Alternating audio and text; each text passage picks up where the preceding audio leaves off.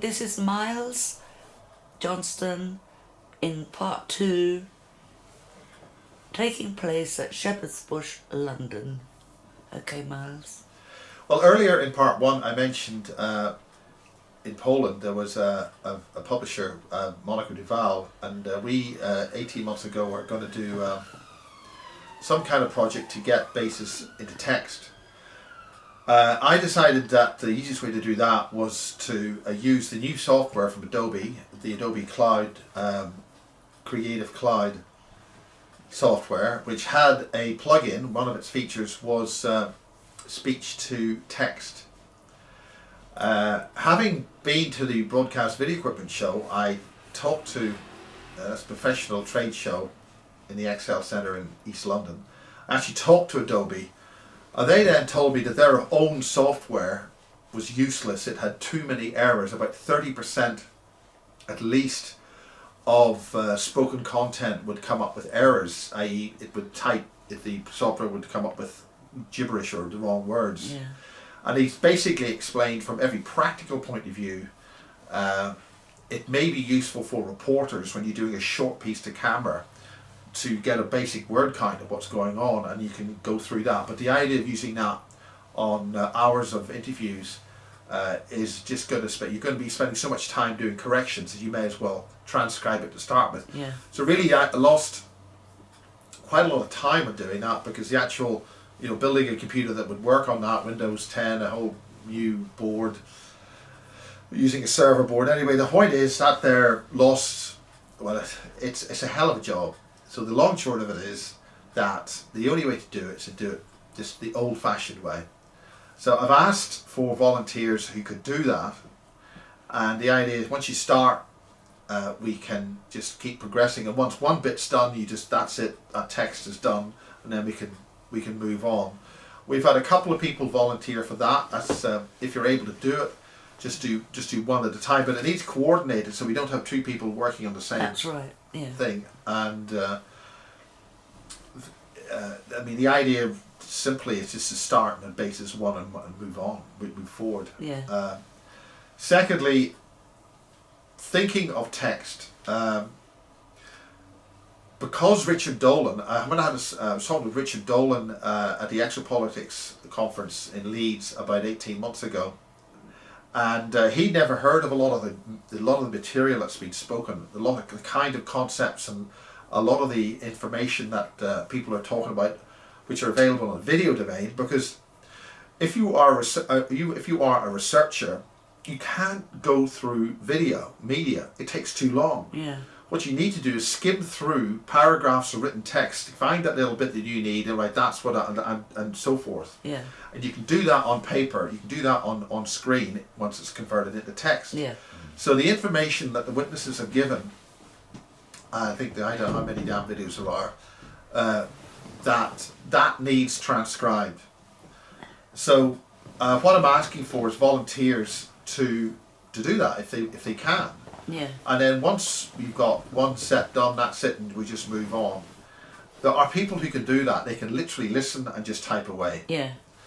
This idea that you sort of listen to 2 or 3 words and then write it down or type it out, clunk, clunk, clink, it's just going to be too long. So really it needs people who can actually do it. I'd love to be able to pay people that, but this requires donations. It requires people to start paying for the product. Now the thing is that I've tried sort of introducing that with the Basis conference, and it met with such vitriolic abuse, and massive attacks. Yeah. That quite honestly I'm so close to completely closing the whole thing down. Basis has been my personal research, and I've made it available free. Well, Yeah. it's now essentially full time. It's using up virtually all of my resources. I'm getting kicked in the teeth for doing it, so who cares? Now I've already done, this is February of 2017, I've already done about 4 bases which I haven't recorded. The last one was somebody who would give me a lot of information about Antarctica. Wow. And none of that's been recorded, because really what's the point if I'm just going to get kicked in the teeth? People don't want to, I mean I got one donation of a penny from somebody. That's very, gratefully received, but I suggest it's possibly a little bit too fingered. Yeah. I don't know, maybe they did give a penny. There's these all the cameras. I mean, this is a 4K camera. All the cameras I've got are the high definition, just HD. They're all 5 or 6 years old. Things all need replaced. Those all were about $5,500. Those cameras, all the infrastructure go with it. Huge amount of money. It's all been my personal money. That money's all gone. And really, if the world ends tomorrow, really, what's the point? What have I actually achieved? So the main thing is to try and get this into text. So what I want to do is start a newspaper called the Basis Times. And if you are an investigative journalist or a researcher and you have a specific research that you want to publish, that would go out as a special supplement called the Basis Hack. This is going to happen or it's not going to happen, and it will only happen when it's ready and it's right. So what I need is, rather than a lot of journalists who want to get their stories printed, I need key infrastructure personnel so you can actually form a proper committee and proper group, get this thing properly financed so that it will go online with paid journalists, advertising, and it will finance itself. I've had a magnificent offer of an Android app, which would then migrate in some way to an Apple app, to whatever it's called, to so people will be able to access the Basis Times or the Basis Hack on their mobile and be able to read it anywhere in the world. Yeah. That has to be financed. It has to have a mechanism where it has to be paid for. Yeah. If it's paid for, then we can start doing real things. I mean, there's 30 odd or 40,000 interested people. There's like something like 7,000 or 8,000 in the Basis forum. And if everybody just paid a penny, or if everybody paid a pound, that would finance things like that. Yeah.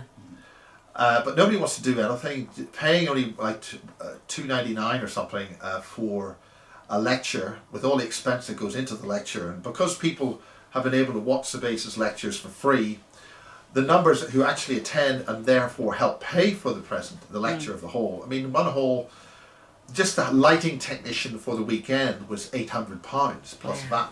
Yeah. And he basically sat in his arse, did nothing, and Matthew had to work his guts out. So, there's real figures involved here, and people think you make loads of money on these things. It's a full-time commitment. It's not working, but with the text, it means that researchers or interviewees who've done their own research, people like Kathy Morgan or Nita Valentine, people who've done their own experience or whatever, they can then write an article about that, or they can update it, and that can go on wherever they want, but it could also be published as an article in the Basis Times. The Basis Times would have things on food, psychology, science, space, the normal everyday topics you get in a normal newspaper. The difference is it would be the leading cutting edge material of the real world, which has been hitherto suppressed. Yeah. And that would give the idea of real information of a quality, well written kind to get out there. Yeah. And that would be a financed thing. And that's basically the Basis Times. And we, as I say, the app's in progress. So if there's any people who want to get together, we need a good editorial board, we need good quality journalists, we need to get that done properly. The website then needs policed in a good way so the articles look good. The idea is to have a good format so that happens, and then that will hopefully, essentially the journalists will write their piece, it will be loaded into that, and hopefully we'd have a weekly, or we'll start with a monthly edition. To do that, I don't want to rival people like Nexus and UFO magazine. This is the Basis theme. Leading edge in psychology, mind control, what's happening, the science behind CERN, the real science behind CERN, the real science why cache works or doesn't work, or scalar weather engineering. So there's actual science in there which actually can be shown to work or be shown not to work. It's got to be provable. So that's the whole point about that, and that would hopefully also feed across, then the video presentations from that would then feed across into the video site. So I think that's it. Kathy, thank you very much for inviting me down here. The light's going. It's a Saturday evening. Yes. And thank you very much. Oh, you're welcome, Miles. I'm glad you came, and I'm glad to hear all of what you've said. Yeah, brilliant. Thank you. Okay. Oh, this incidentally is the 14th interview that we have done. What? Wow. Okay, bye-bye. Yes, it was great to listen to Miles and have him here. So all you folks out there that's interested in the Basis Project and in what Miles is so hard, I mean, he's really the hardest working guy I know of in this whole field. So listen, dig in your pockets, dig deep. Don't mess about with this because it's very, very important to us all. So come on, let's get it going. Yeah, even if it's just £1 each. Whatever it takes, it's enough of us to do it. Get this thing off the ground. Okay. Thanks, babe.